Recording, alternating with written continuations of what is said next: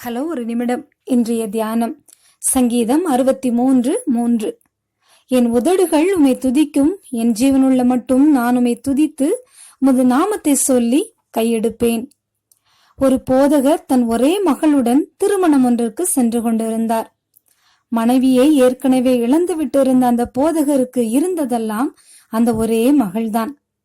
வழியில் போய்க் கொண்டிருந்த அவர்களை எதிர்பாராத விதமாக ஒரு லாரி வந்து மோதியது.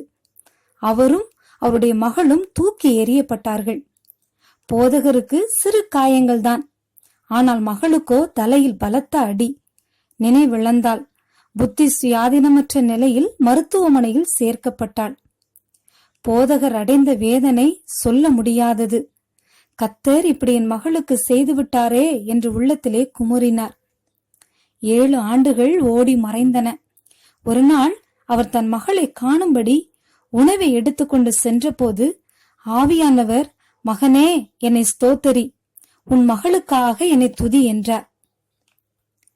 மருத்துவமனையின் வராண்டாவில் நடந்து வந்தார். மகனே, என்னை துதிக்க மாட்டாயோ என்ற தேவ குரலுக்கு போதகர் பதிலாக, மாட்டேன், துதிக்கவே மாட்டேன் என்றார். அதற்கு மேலும் போதகரால் அடக்கிக் கொள்ள முடியவில்லை. அவர் உள்ளம் உடைந்தது. கர்த்தாவே உமக்கு ஸ்தோத்திரம் என்று முழு பலத்தோடும் கர்த்தரை துதிக்க ஆரம்பித்தார். அதே வினாடி தேவ ஆவியானவர் அவரது மகளின் மேல் வல்லமையாக இறங்கினார். அவள் முற்றிலுமாக அற்புதமாக அப்பொழுதே குணமாக்கப்பட்டாள்.